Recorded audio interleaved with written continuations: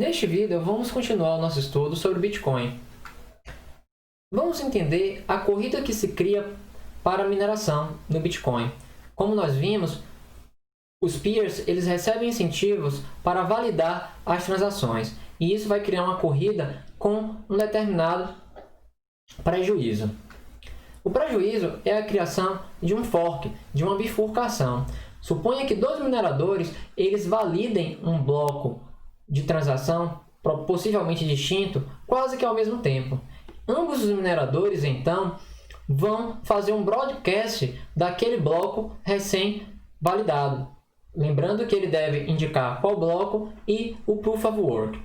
E como esse processo de broadcast ele leva um tempo para propagar na rede, alguns nós eles vão atualizar o seu bloco com a informação de um minerador e um outro subconjunto com a informação do outro minerador. Então isso vai criar uma bifurcação. Vamos entender por meio de um exemplo. Afinal, uma imagem vale mais do que 1000 palavras. Antes do fork, a rede estava em consenso. Todos os nós, todos os peers, enxergavam o mesmo blockchain que está apresentado na parte à esquerda, indicado pela cor azul.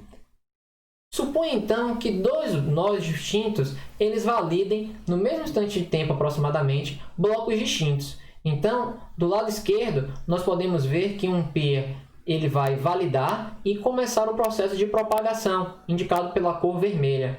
E no outro extremo, à direita, um peer ele vai validar um bloco e começar o processo de propagação, indicado pela cor verde. Então, com isso, nós podemos ver que vai haver uma bifurcação, onde parte da rede vai estender o blockchain com a validação em verde e outra parte com a validação em vermelho.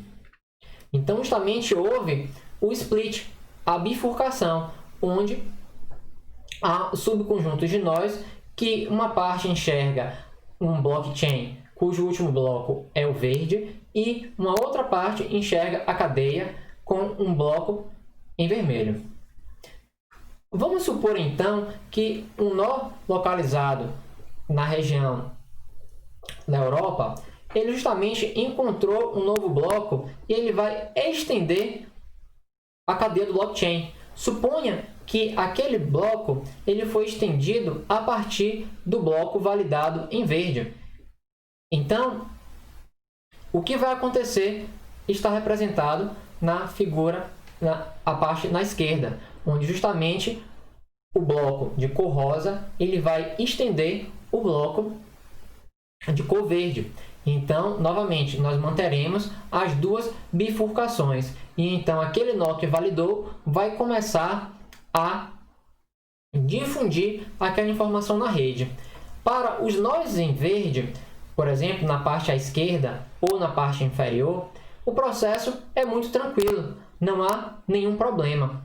Porém, o problema vai surgir justamente para aqueles nós que estendem ou estenderam a cadeia que termina com o bloco em vermelho. O que esses nós vão fazer?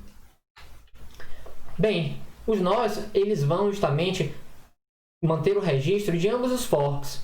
E os mineradores eles apenas vão trabalhar para estender aquele fork de maior tamanho. Então, por exemplo, se eu sou um minerador e no meu blockchain, eu verifico uma bifurcação, dado que eu tenho duas opções, eu sempre vou escolher aquela bifurcação que até aquele instante de tempo possui a maior número de transações validadas.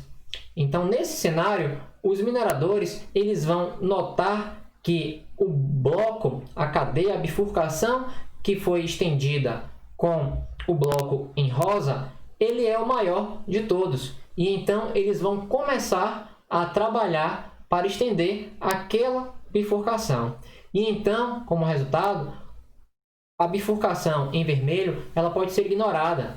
E, infelizmente, todas as transações validadas naquela bifurcação elas serão descartadas. Então, aquela bifurcação em vermelho vai se tornar um bloco perdido. Dessa forma, todos os nós eles vão começar a trabalhar numa cadeia única linear. Então aqui nós podemos ver o que vai justamente acontecer. Na parte à esquerda, o nó que estendia a cadeia em verde, ele vai falar, ótimo, este novo bloco rosa, ele vai estender a cadeia que ele já estava trabalhando. Porém, do outro lado, na parte esquerda, o nó em vermelho vai falar, ups, esse novo bloco vai estender uma outra cadeia. E essa nova cadeia, ela é maior.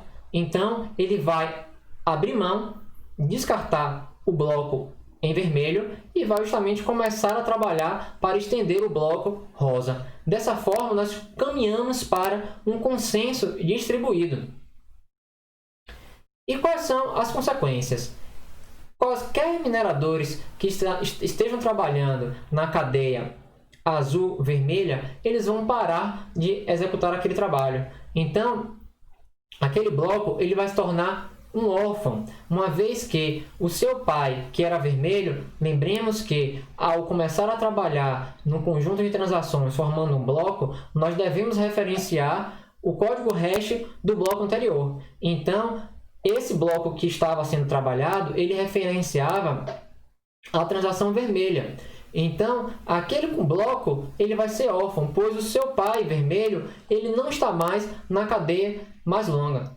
Então, as transações dentro daquele bloco em vermelho, elas vão ser descartadas e vão voltar para aquele pool de transações pendentes, que então poderão ser futuramente processadas. E vale ressaltar que as taxas de transações elas não são recebidas. Infelizmente, o nó que validou aquelas transações, ele gastou a sua eletricidade em vão. A vida, às vezes, é dura.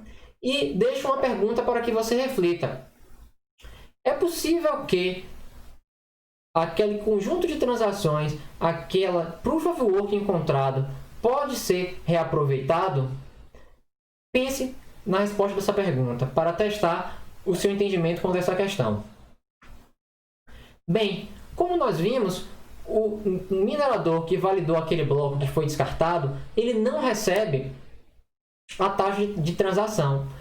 Na verdade, uma transação ela vai ser considerada confirmada quando ela for parte de um bloco na bifurcação de maior comprimento e quando pelo menos 5 blocos seguirem aquela transação. Exemplo, depois de validar uma transação, aquela transação tem que estar no maior bifurcação e tem de haver já validados 5 outras transações, blocos de transações após aquele bloco. Dessa forma, a transação ela possui 6 confirmações. Dessa forma, mercadores e pessoas que trabalham com venda e compra, elas devem justamente indicar, elas podem indicar um nível de quantos blocos vão ser requeridos até que as transações sejam confirmadas. Por exemplo, pense num comerciante no outro lado do mundo e eu estou aqui no Brasil e justamente faço uma transferência e simplesmente envio um recibo, um comprovante da transferência para esse comerciante e solicito que imediatamente ele me envie o produto. Suponha que dentro de minutos ele dispare o envio do produto e infelizmente aquela transação ela foi descartada pelo Bitcoin. Então eu receberei o meu produto, porém o comerciante vai perder. Se, no caso, eu agir de má fé, né, ele vai não receber o pagamento, perdendo então a sua mercadoria. Muito obrigado.